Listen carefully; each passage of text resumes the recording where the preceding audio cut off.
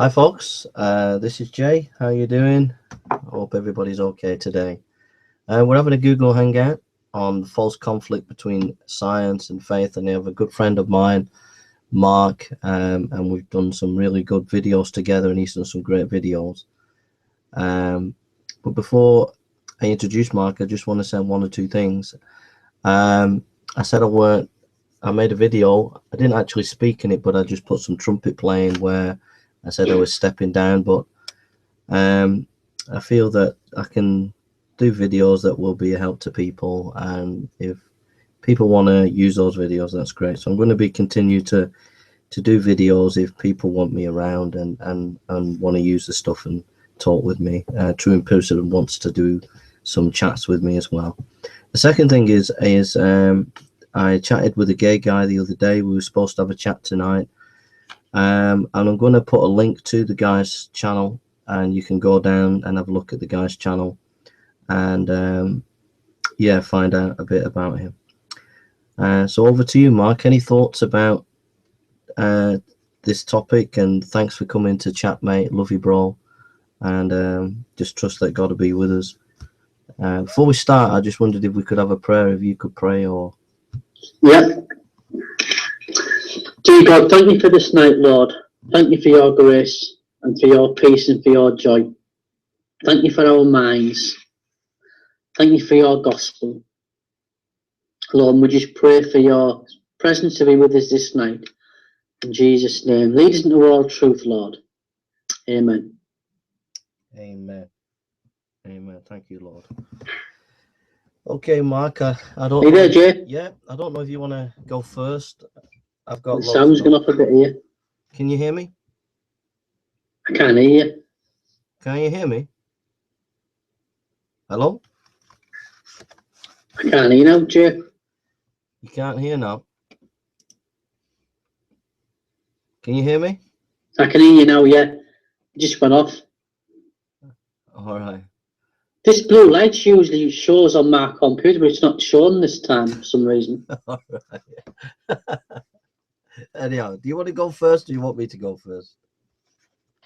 Can you hear me? So yeah, can hear you there. Just broke up again then. If it breaks up, I can hear you, so you just talk if you want to talk, and I'll type in. Let me have a say, but you keep talking, yeah.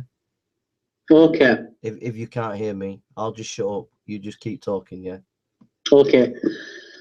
So I was just reading this book again.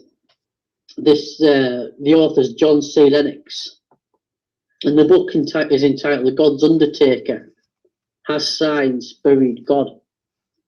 And I was just thinking of the book written by Richard Dawkins called "The God Delusion" that I read some years back. There was him and Sam Harris and Christopher Hitchens, and calling themselves the New Atheism. You there, Jay? Yeah, I can hear him, bro. Yeah. Yeah, okay. But basically, the thesis of Richard Dawkins' book is he believes that any kind of religious faith is a delusion, based on a delusion because it's not based on evidence. And he felt that faith and religion was dangerous. But my reading and understanding of the book is Dawkins himself was a fundamentalist, because the minute you start making dogmatic statements, you become a fundamentalist yourself. Yeah. And I was just reminded by reading this author, John Lennox. He talks about how biblical faith, it's not an absence of evidence, but it's actually a response to evidence. Mm. It's a response to historical evidence, objective evidence, which is experienced subjectively, personally, in a relationship with God. Mm. So biblical faith, it's not blind faith, it's actual opposite. Yeah. And he was just pointing out, John Lennox, how actually Dawkins does not provide any evidence himself to show that faith is a delusion. Yeah. And he's pretty ignorant of the historical roots of science and of Christianity in general. I mean, the ignorance is absolutely, it's almost comical, Jason. Yeah. You know, and Alistair McGrath, who wrote a book called The Dawkins Delusion, he claimed that Dawkins had undermined his own position because he failed to engage with any serious Christian thinkers whatsoever. Mm, mm. You know, so it's a really good book. And John Lennox, he goes into the question of he's basically saying that these new atheism, and the skeptics that want nothing to do with faith whatsoever. Again, he points out that they don't really understand the roots in the history of science.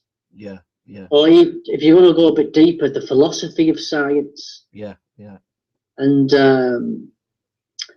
he talks about the early pioneers of science. Some of the main ones. I mean, Francis Bacon, from 1561 to 1626, he's regarded as one of the fathers of modern science. Along with Kepler, there's Pascal, there's Boyle, there's Mendel, there's Newton, there's Kelvin, there's Clerk Maxwell. All these were Christian theists that believed in God. And he basically reminds us that this is the key point. At the heart of all science lies the conviction that the universe is orderly. Yeah, yeah. I mean, the atheists agree that there's order, I think. And the Christian theists believe that there's order. But the distinction is Christian theists believe that the order is due to the fact of God's design. There's been a designer. And Melvin Calvin, he was a Nobel Prize winner in biochemistry, and he basically says the monotheistic belief in God is the historical foundations for modern science. Yeah. Wow. Because all modern science, is based in the rationality of God. Yeah. God being a designer. Yeah. He mentions that how many of these Christian scientists, they became scientific because of this belief that God was rational and God had designed the universe. And Francis Bacon talked about how God has given us two revelations. He talked about the law of nature and the Bible. And what he talked about, he says, if you study nature, it's evidence that there's rationality in nature. There's been a design, and they became scientific basically because they expected law in nature, because they believed in a lawgiver, which was God. So there was the book of nature and the Bible where rationality is to be found. And so modern science is based on rationality. It's what drove these scientists forward. Yeah, yeah. To study it more. Have you got any thoughts, Joe? Yeah, you said some really interesting things. I thought it was good what you said about Dawkins accusing Christians of having faith, and then noticing that Lennox says that Dawkins has faith. And I think it's really disingenuous for Dawkins and people, atheists like him, who would have that kind of dogmatic attitude and say that Christians who who have faith, well, it's dangerous. And people like Dawkins and an atheist who espouse this, such as people like Aaron Ra and the Magic Sandwich Show, it shows the lack of scholarship, the lack of real intellectual depth, because only a cursory glance at the philosophy of science, for example, will show you that even a scientist who uses the scientific method has to have faith. There are certain things that a scientist has to have faith. They have to have faith that the sensory perception is reliable. They have to have faith that reality is real. So this idea to say that that faith is a dangerous idea just shows a lack of philosophical sophistication and a lack of depth, really. And that's why most academics who are real academics,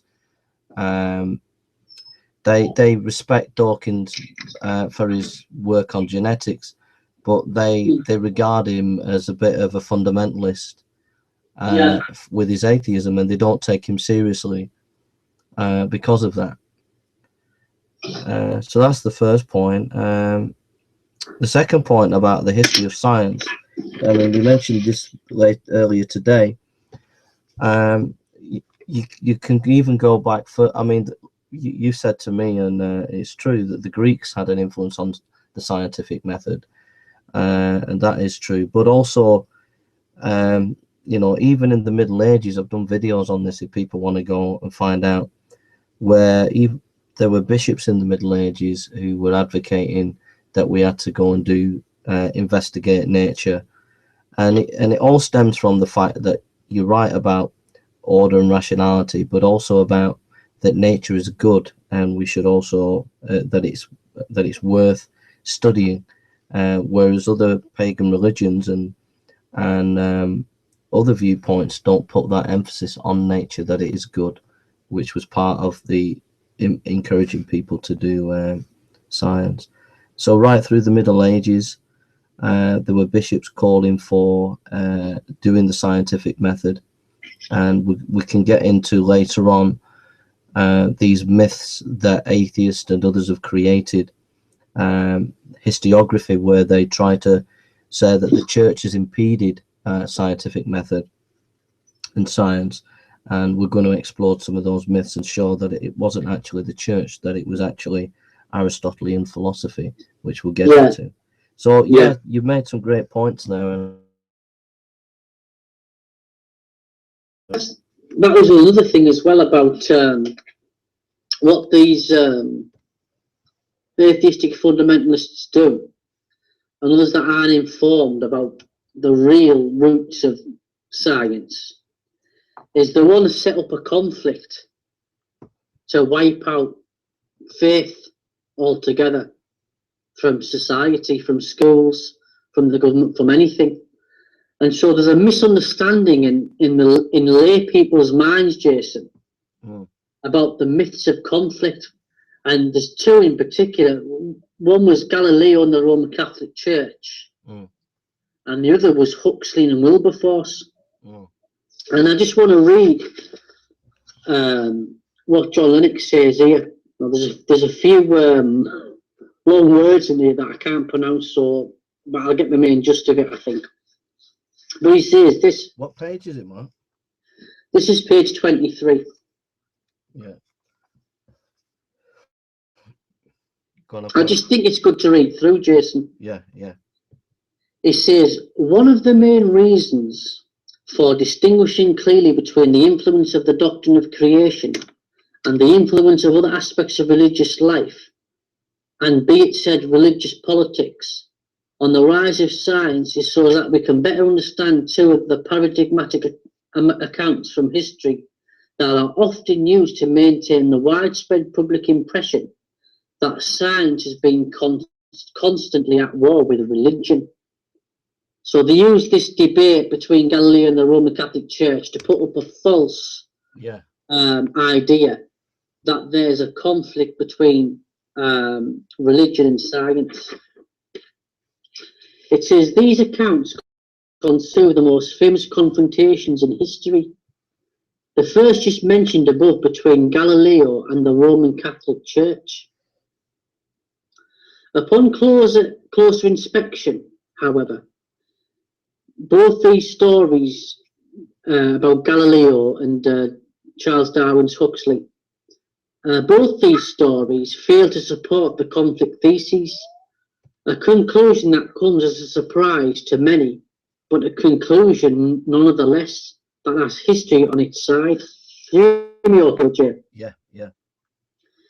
It says, first of all, we note the obvious. Galileo appears in our list of scientists who believed in God. He was no agnostic at loggerheads with the theism of his day. Dava Sobel, in her brilliant biography, Galileo's Daughter, effectively debunks this mythical impression of Galileo as a renegade who scoffed at the Bible. It turns out, in fact, that Galileo was a firm believer in God and the Bible, and remained so all of his life. He held that the laws of nature were written by the hand of God in the language of mathematics, and that the human mind is a work of God, and one of the most excellent. Furthermore, Galileo enjoyed a great deal of support from the religious intellectuals, at least at the start. The astronomers of the powerful Jesuit educational institution initially endorsed his astronomical work and endorsed him feted him for it. However, he was vigorously opposed by secular philosophers who were enraged at his criticism of Aristotle. This was bound to cause trouble, but be emphasized not at first with the church, at least in the way that Galileo perceived it. For in his famous letter to the Grand Duchess Christina, he claims that it was the academic professors who were so opposed to him that they were trying to influence the church and authorities to speak out against him. The issue at stake for the professors was clear. Galileo's scientific arguments were threatening the all-pervading Aristotelism of the academy. In the spirit of developing modern science, Galileo wanted to decide theories of the universe on the basis of evidence and not of argument based on appeal to the general authority of Aristotle. Aristotelism was the reigning worldview, not simply the paradigm in which science, but it was a worldview in which cracks were already beginning to appear. Furthermore, the Protestant Reformation was challenging the authority of Rome. From Rome's perspective, religious security was under increasing threat. Then he goes on here, in this bit here. He says,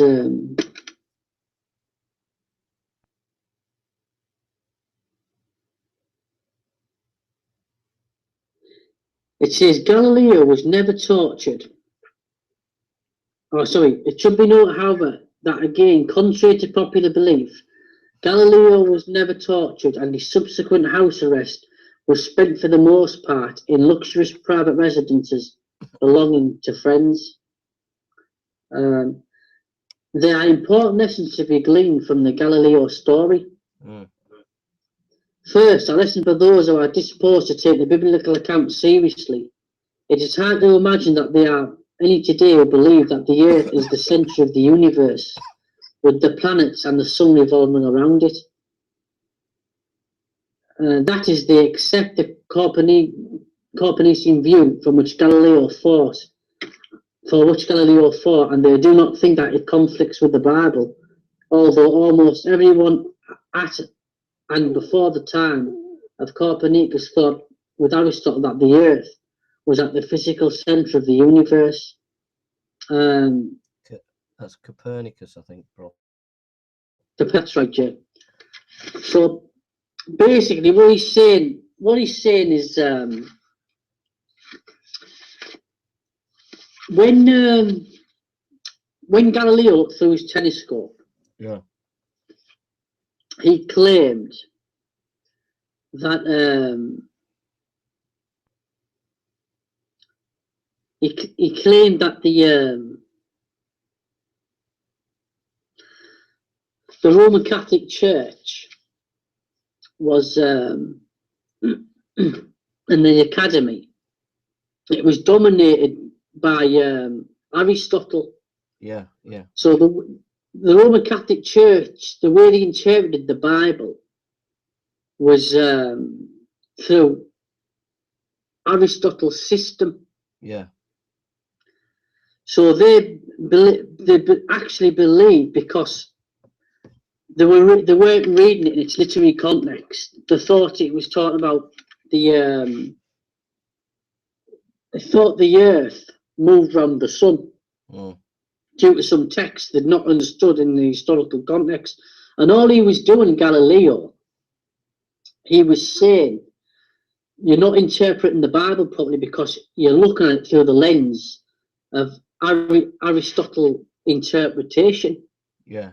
So it wasn't about the Bible, but the new atheists, basically, they use that argument to say the Bible is ridiculous. Look what happened with Galileo and the Roman Catholic Church. Yeah. But what that was about, it was a debate about interpretation. Yeah. Yeah. So it's about correct interpretation. And as Christian theologians, that's what we pursue to do. And so everything was dominated by Aristotle. So it was really Galileo. He wasn't attacking the Bible. He was attacking Aristotle. And also the Pope allowed him to print his book so long as he wouldn't say anything about the Pope. But when he wrote his book, he put some characters in. One of the characters was a caricature of the Pope, and there was some insulting things about the Pope within the book, and it got passed by the Inquisition, passed the book, thinking because it had permission from the Pope that it was okay. So it wasn't read properly. And when it got published, the Pope read it and immediately recognized there were some insults to him, and they were personal insults, insulting his intelligence. And so it was about this Aristotelian philosophy that the Catholic Church had imbibed, and also a personal conflict between Galileo and the Pope, where Galileo was really was unwise in some of the comments that he made concerning the Pope, derogatory comments. But it was nothing to do, like you said, with the Bible. And yet this myth, as you rightly said, has been used to create in people's minds that there is a conflict between science and religion, because hey, look at how the Catholic Church treated Galileo, and it was nothing to do with science and the Bible. It was to do with Aristotelian philosophy, and it was to do with personal conflict between the Pope and Galileo. Yeah, that's great. I couldn't have put it. That's why I need you, Jason, to put that clear like that. I would say this as well, Jason. What's amazing as well, right, is people can check these primary sources out themselves. And that's what it's always secondary sources. I remember Dr. McGonigal saying to us, he used to say to me all the time, always go back to primary sources. So you can find this out looking at the primary sources, the letters, the personal letters of Galileo. It's just a bit of research. And obviously he's got some secondary sources, and John Lennox, but those secondary sources he used will have the primary sources in. So can I just read the second bit as well? The second bit is the Huxley-Wilberforce debate about Darwin. And I'll just read this, Jason. Yeah, go on, mate. It says... is it page 27? It's page 26, yes, 26, yeah. It says... Just for folk who don't know, we're looking at J.C. Lennox, God's Undertaker, Science-Bury God, published by Lyons.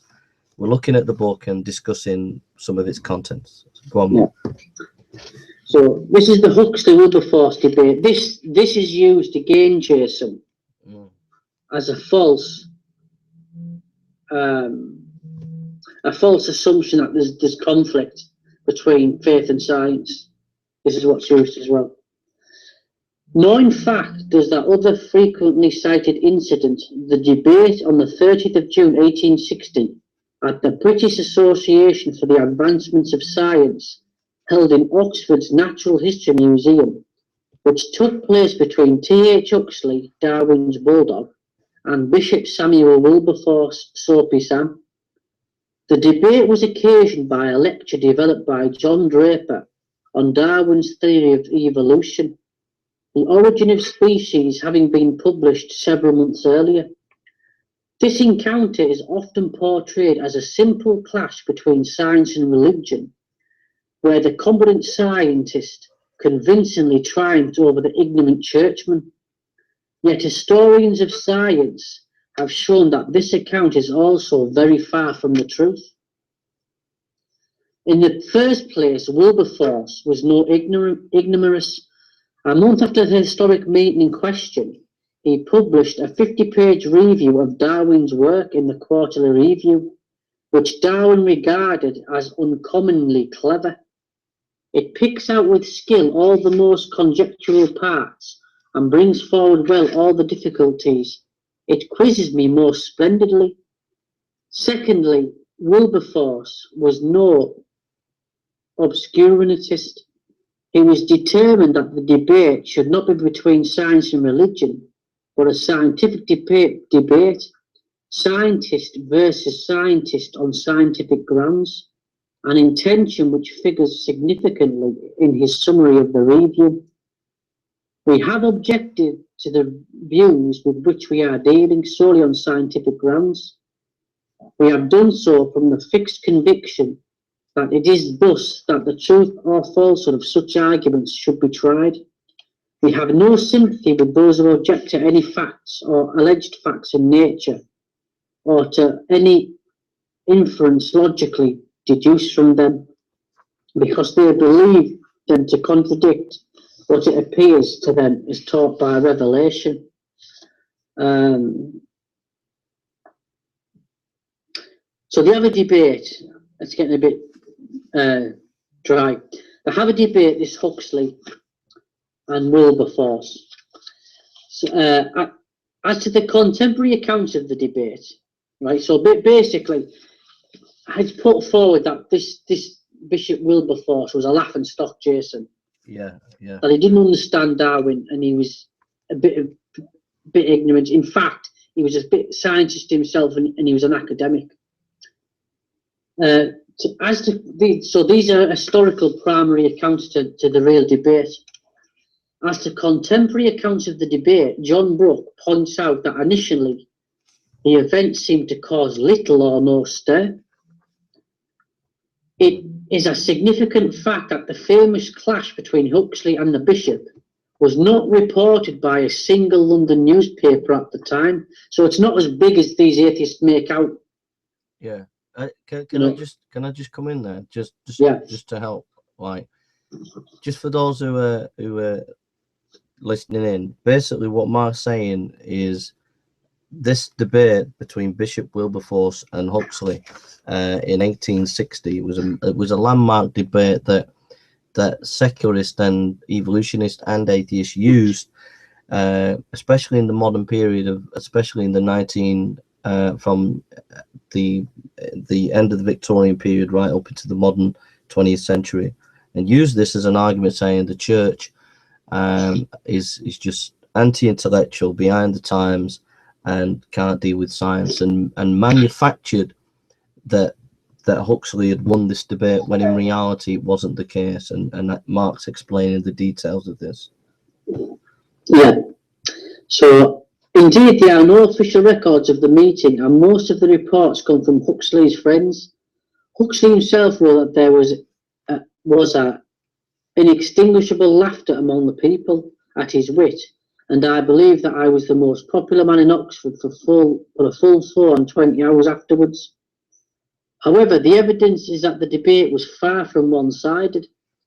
One newspaper later recorded that one previous convert to Darwin's theory was deconverted as he witnessed the debate. The botanist Joseph Hooker grumbled that Huxley didn't put the matter in a form or way that carried the audience, so he had to do it himself. Wilberforce wrote 3 days later to the archaeologist Charles Taylor, "I think I thoroughly beat him." Another report gives the impression that the honours were about even, seeing that Huxley and Wilberforce have each found 4 men worthy of their steel. Frank James, historian at the Royal Institute in London, makes the suggestion that the widespread impression that Huxley was victorious may well have arisen because Wilberforce was not well liked, a fact that is missing from most of the accounts. Had Wilberforce not been so unpopular in Oxford, he would have carried the day and not Huxley. Shades of Galileo. On careful analysis, then, 2 of the main props commonly used to support the conflict thesis crumble. Indeed, researchers undermined that thesis to such an extent that historian of science Colin Russell can come to the following general conclusion. The common belief that the actual relation between religion and science over the last few centuries have been marked by deep and enduring hostility is not only historically inaccurate, but actually a caricature so grotesque that what needs to be explained is how it could possibly have achieved any degree of respectability. It is clear, therefore, that powerful forces must have been at play. In order to account for the depth to which the conflict myth has become embedded in the popular mind, and indeed there were, as in the case of Galileo, the real issue at stake was not simply a question of the intellectual merits of a scientific theory. Once more, institutional power played a key role. Huxley was on a crusade to ensure the supremacy of the emerging new class of professional scientists against the privileged position of the clerics, however intellectually gifted. He wanted to make sure that it was the scientists who wielded the levers of power. The legend of a conquered bishop slain by a professional scientist suited that crusade, and it was exploited to the full. However, it is apparent that even more was involved. A central element in Huxley's crusade is highlighted by Michael Poole. He writes, "In this struggle, the concept of nature was spelt with a capital N. Huxley vested Dame Nature, as he called her, with attributes ascribed to God." I don't know what that's talking about there. Conclusion is, thus a mythical conflict was and still often is hyped up and shamelessly used as a weapon in another battle. The real one this time, that is, that between naturalism and theism. You still there, Jay? Yeah, yeah. So basically, what we've looked at is the two false conflicts put forward historically, used as that there's a conflict between science and faith, and those are the Galileo episode and the Huxley episode. But you just have to go back to primary sources. Is that right, Jason? Yeah, yeah. Definitely. And check it yourself. It's all there to check and get a balanced view of what really happened. But he goes on, the real debate is this, Jason, is the real debate is between 2 worldviews, isn't it? When you talk about atheism, and theism or Christianity or what other faith. And it's simply this, the worldview of atheism is naturalism. That's a worldview. And naturalism basically is all we have is matter. Matter exists. So there's no supernatural at all. It's just matter. And obviously the Christian worldview is there's the supernatural. You know, matter is not all there is. You know, God created matter. So it's about two worldviews. One where everything's explained by naturalism, and the other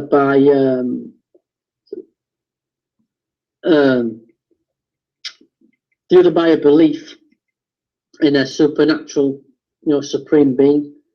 Do you know anything else about naturalism, Jay? Page 29. For the sake of clarity, we note that naturalism is related to, but not identical with, materialism, although they are sometimes very hard to tell apart. The Oxford Companion to Philosophy says that the complexity of the concept of matter has meant that the various materialist philosophies have tended to substitute for matter some notion like whatever it is that can be studied by the methods of natural science, thus turning materialism into naturalism.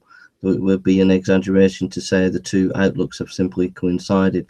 Materialists are naturalists, but they are naturalists who hold that mind and consciousness are to be distinguished from matter. They regard the former as emergent phenomena that is dependent on matter, but occurring on a higher level, which is not reducible to the lower level properties of matter.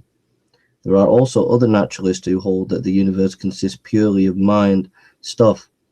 Naturalism, however, in common with materialism, stands opposed to supernaturalism, insisting that the world of nature should form a single sphere without intrusion from outside by souls or spirits, divine or human.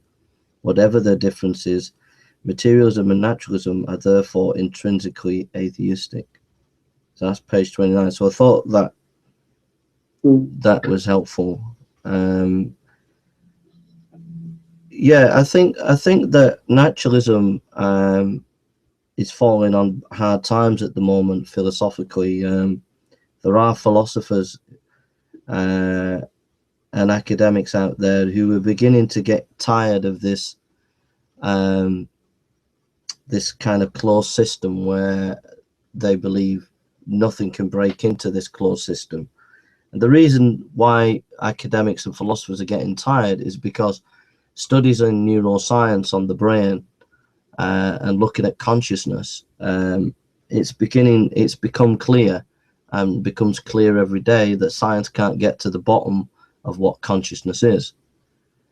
And it's because of things like that that people like Thomas Nagel, an American philosopher, and other academic philosophers are moving away from naturalism and trying to think of other ways of looking at things.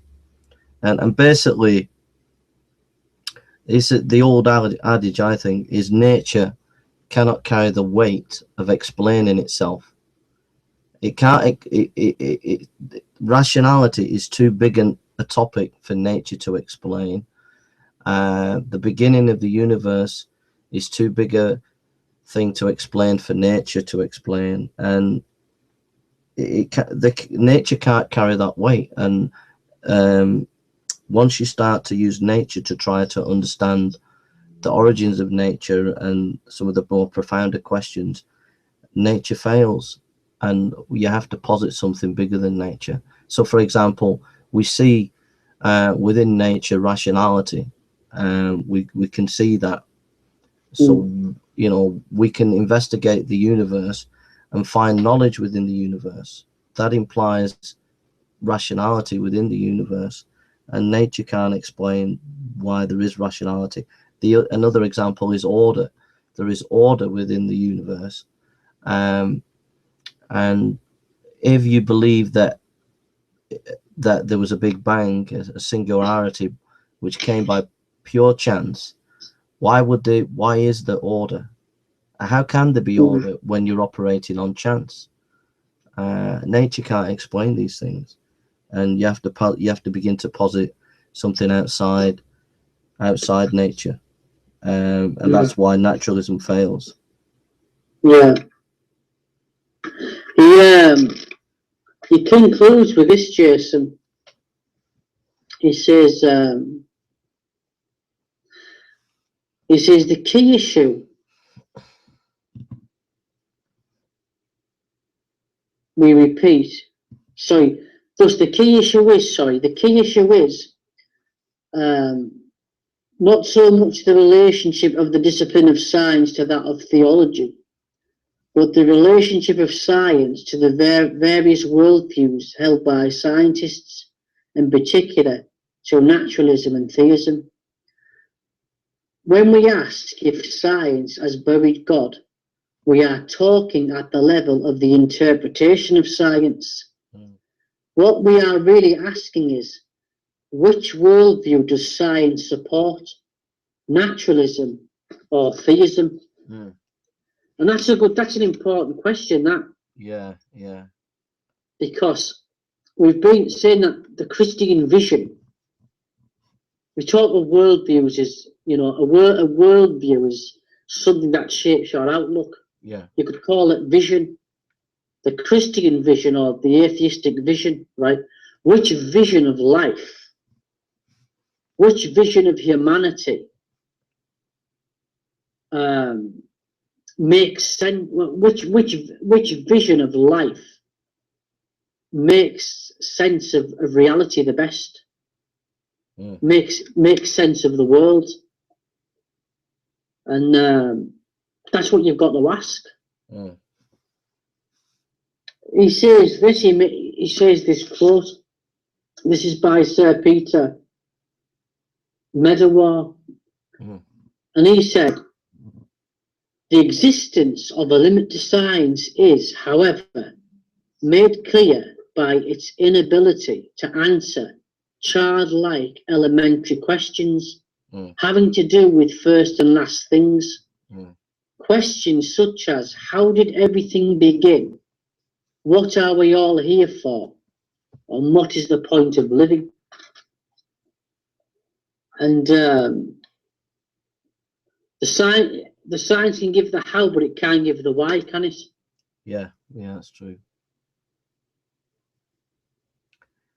I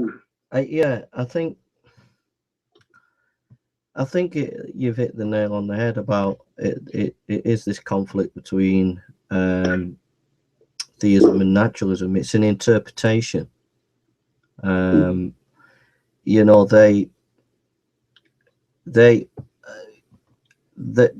People will go on like these evolutionists and atheists and whatever. I just want to say quickly that there are some atheists that are not materialist. They're not pure naturalists. They can have like some kind of mystical understanding of the universe, kind of like Buddhist, but they're very few and far between. But most atheists would come under the banner of materialist and naturalism. But it is a conflict of interpretation. I mean, the atheist and evolutionist will say, we have the facts about evolution or whatever. But I think it goes before we even get there. It's a philosophical interpretation of how we see reality.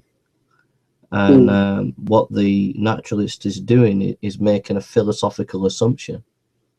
It's philosophically assuming that all there is nature, and that is an assumption. You can never say, if you're being intellectually honest, that all there is nature. You would have to be open to the possibility that there would be more than nature. So naturalism, if you're a naturalist, you're making a philosophical assumption and then basing everything from that.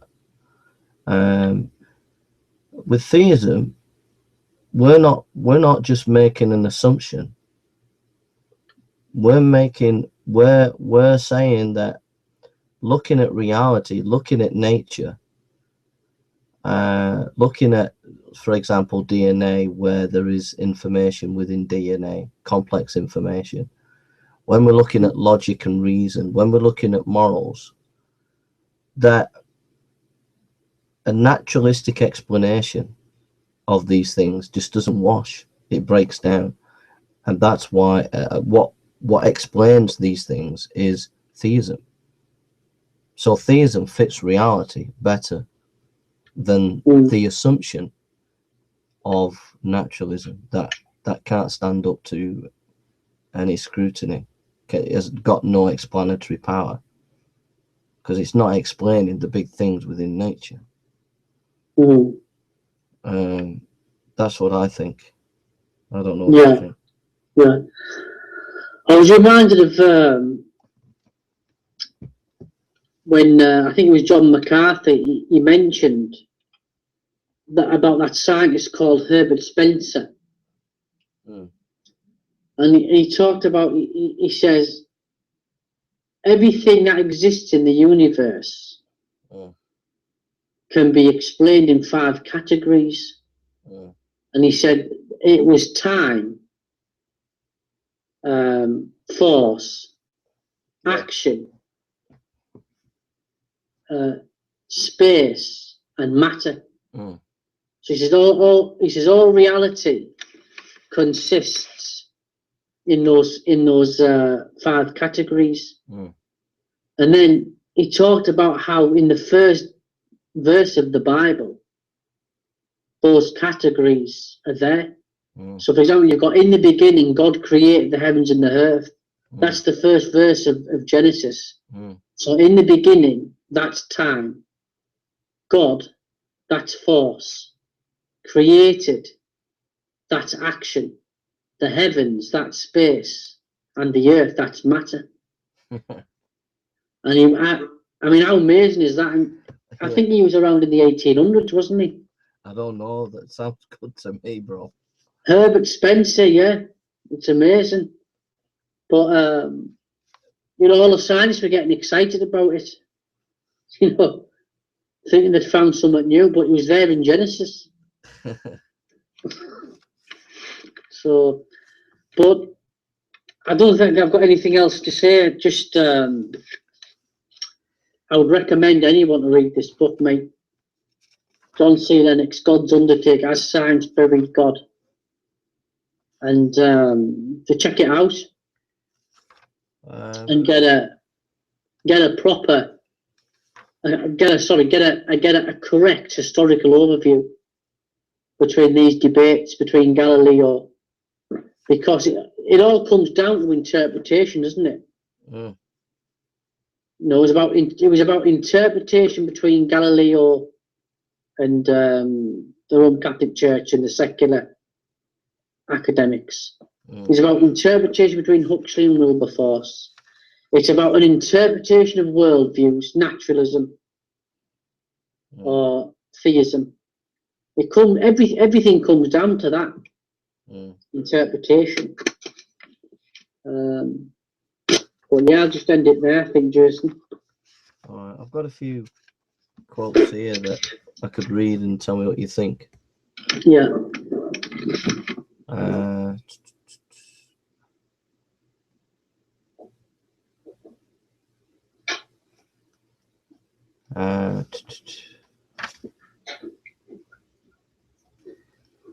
Yeah, I find this really helpful. Page 59. Oh yeah. Just a couple of more quotes, if that's all right. That's fine, Jim. Page 59. However, you can keep talking about it if you want. What, bro? What did you say, bro? You can keep talking about it if you want, Jay. It's fine with me. However much, page 59, right at the bottom. However much we may debate the essence of the scientific method, there is no question as to the foundation on which that method rests, the rational intelligibility of the universe. It was Albert Einstein's astonishment at this that prompted him to make the famous comment, "The most incomprehensible thing about the universe is that it is comprehensible." End of quote. The very concept of the intelligibility of the universe presupposes the existence of a rationality capable of recognizing that intelligibility. Indeed, confidence in human mental processes possess some degree of reliability and are capable of giving us some information about the world is fundamental to any kind of study, not only the study of science. This conviction is so central to all thinking that we cannot even question its validity without assuming it in the first place, since we have to rely on our minds in order to do the questioning. It is the bedrock belief upon which all intellectual inquiry is built. I shall argue that theism gives it a consistent and reasonable justification, whereas naturalism seems powerless to do so. He goes on, rational intelligibility is one of the main considerations that have led thinkers of all generations to conclude that the universe must itself be a product of intelligence. Philosopher Keith Ward sums up, to the majority of those who have reflected deeply and written about the origin and nature of the universe, it has seemed that it points beyond itself to a source which is non-physical and of great intelligence and power. Almost all the great classical philosophers, certainly Plato, Aristotle, Descartes, Leibniz, Spinoza, Kant, Hegel, Locke, and Berkeley, saw the origin of the universe as lying in a transcendent reality. They had different specific ideas of this reality and different ways of approaching it, but that the universe is not self-explanatory and that it requires some explanation beyond itself was something they accepted as fairly obvious. Thus, the inference to the best explanation from the origin and nature of the universe to an underlying non-physical intelligence has a long and impressive pedigree. And I was just thinking of the atheist Antony Flew, who didn't become a theist, but the leading atheist in the 20th century, he began at the end of his life to look when he was about 80 to look at nature, and he began to realize, with all the learning about DNA and the complexity of DNA, that he began to see there must be an intelligence behind that, and that led him to move to deism, that there was a God who created things and set it in motion and sat back. And he didn't move to theism, but he was moving in that direction because he saw that the universe showed rationality. So I don't know what you think about that. Yeah. Well, I'll just add this point with that, Jay, what you've just said. He goes on after that to talk about the nature and role of faith in science. And he says this here. He says, Professor of Mathematics Sir Roger Penrose, whose understanding of that relationship was unquestioned, has this to say about it. It is hard for me to believe that such superb theories could have arisen merely by some random natural selection of ideas, leaving only the good ones survivors. The good ones are simply much too good to be the survivors of ideas that have arisen in a random way. There must be instead some deep underlying reason for the accord between mathematics and physics. Certainly, science itself cannot account for this phenomenon. Why? Because in the words of John Polkinghorne, science does not explain the mathematical intelligibility of the physical world. For it is part of science's founding faith that this is so. We cannot fail to note that here we have two leading scientists explicitly drawing our attention to the foundational role that faith plays in science. Yes, faith. This may come as a surprise, even. Hello? Hello, Mark. Your connection's gone down, mate. Hello?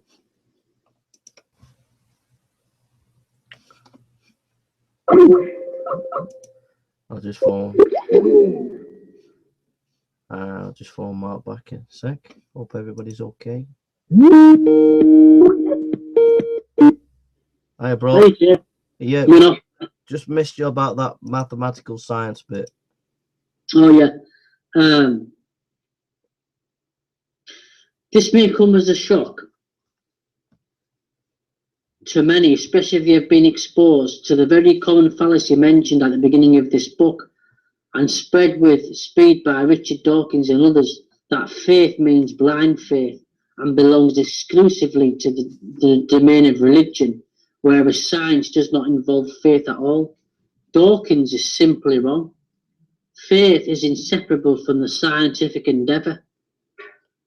Gödel's second theorem gives further evidence for this.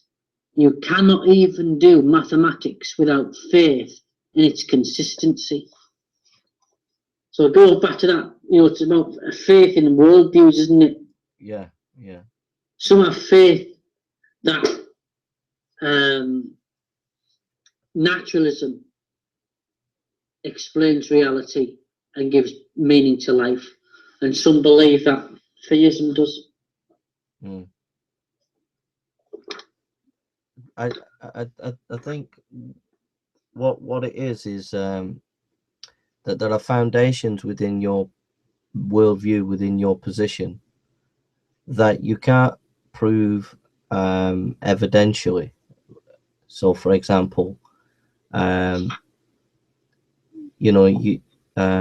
can I put it? You've got to start somewhere in your system. There's got to be somewhere where you begin. We begin with God. The naturalist begins with nature, and that's the starting point.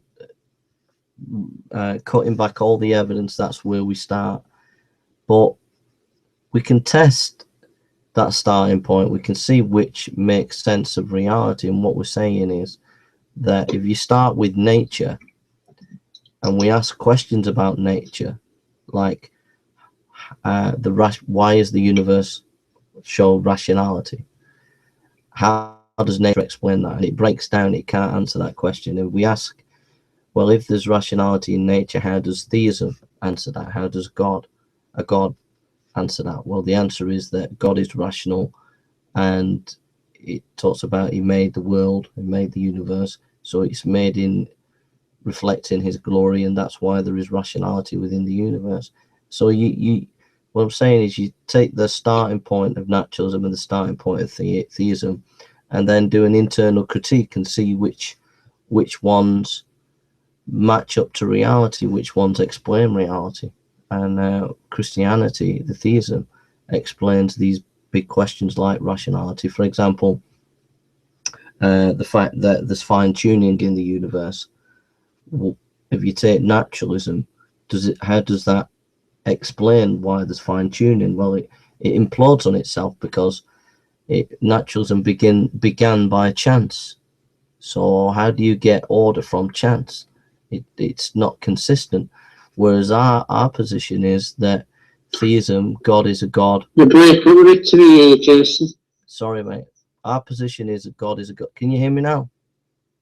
Now I can, yeah, but I missed the last couple of minutes. Our position is that God is a God of order, and so therefore he created the universe, and that's why there are these constants within the universe where we can have life here on Earth. So I was just saying that you just do an internal critique of theism and naturalism breaks down. Basically, that's what I was saying, Mark. Can you hear me? Yeah. It keeps going off a bit, Jay. All right. Can you just summarise again what you were just saying there? I was just saying that every system has every belief system, whatever it is, atheism or Christianity, there's always a starting point, and that starting point can't be proved evidentially.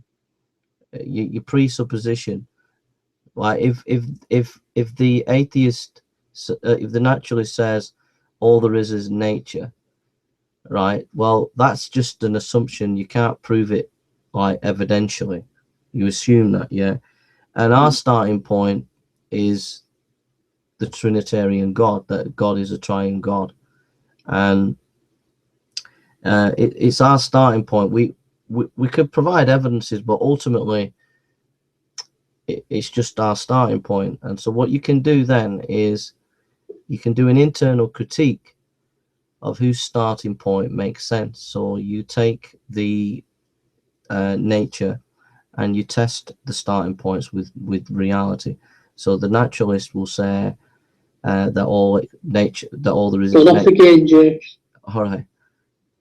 Can you hear me? Can you hear me? I've just heard you there, yeah. So I'm just saying that we're doing internal. Can hear you now. You can't hear me. Can you hear me? I can now. All right. I'll just if you can't hear me, I'll just keep going and explain it again. And all right. All right. So basically what I'm saying is you take naturalism and you take theism and you look at reality and you see which one explains reality. And just take rationality. There is a rationality within the universe. There is order in the universe, and naturalism cannot explain that rationality, and it cannot explain that order. Yet theism makes sense with rationality in the universe because it talks about God made the universe and God's rational, and that's why we can see rationality within the universe. And God's a God of order, and that's why we see order in the universe and the constants. And so we just do an internal critique, and naturalism implodes on itself. Did you get that? Hello?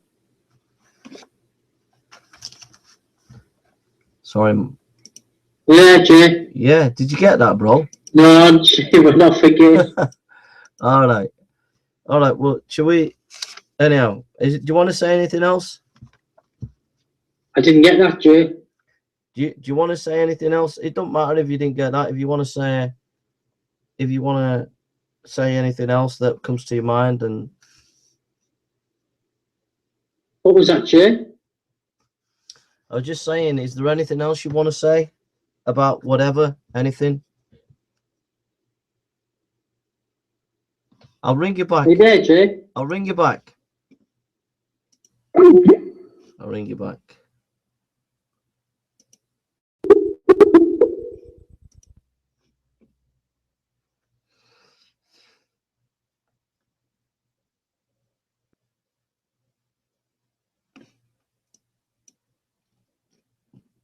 So, if anybody's got any questions you want to ask, I'll put the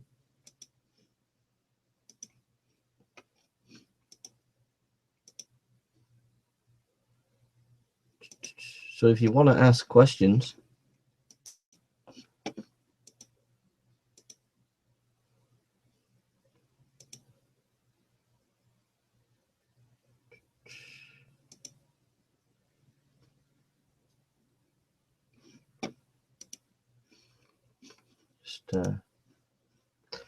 I'll just phone Mark back, see if I can get him. See if he phones me back. I'll just wait for him to phone me back. So yeah, so I'm going over to the video. So if you want to ask questions,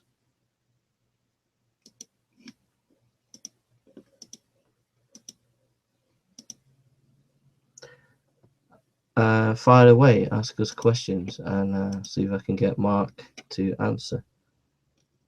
So see if there's any.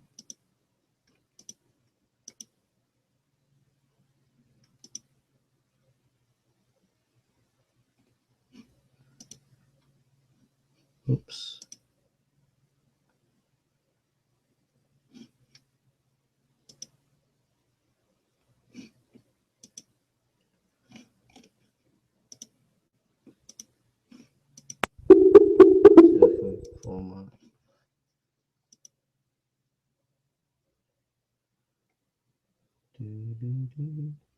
Just trying to phone Mark back.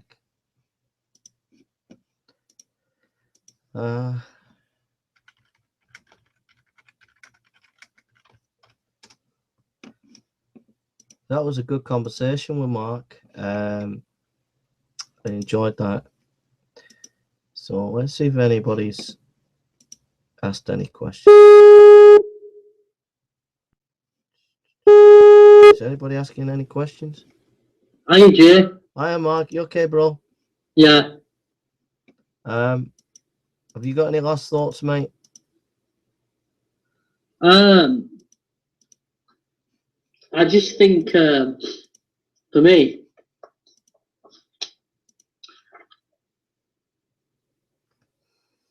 this book should be on everyone's shelf. It's dynamite, isn't it? Yeah, that's all I've got to say. And it is dynamite. Yeah, I don't know how anybody can not read this book and, you know, and not be challenged. You know, it's just everyone should read it. What would Should you read it. What would you say though? What would you say to those who would say that? Hello? Hi Jay, how are you? What would you say? What would you say to those who would say, "Well, you're getting all excited about John Lennox and this book, but he's a theistic evolutionist." What would you say about to that?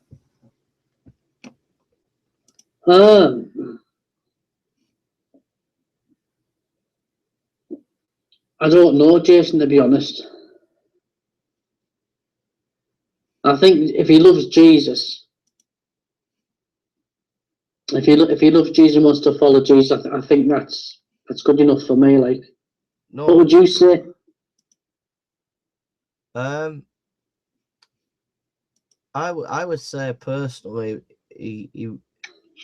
that he's provided in the book so far what I've read.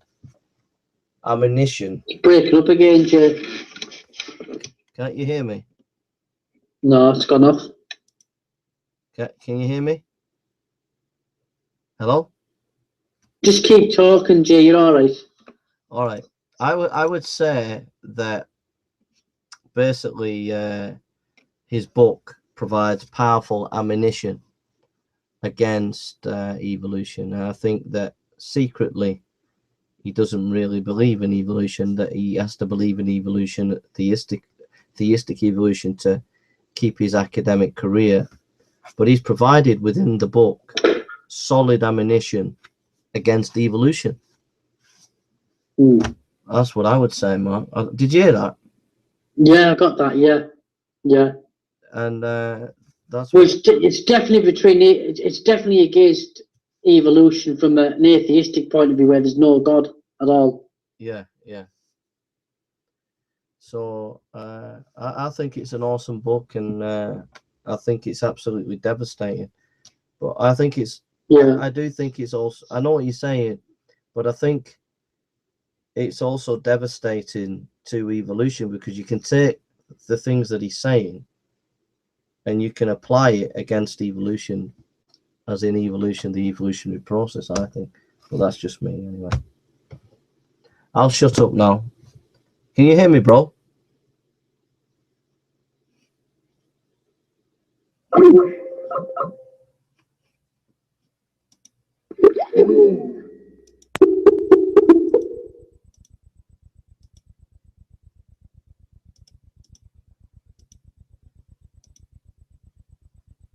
I'm just phoning Mark back.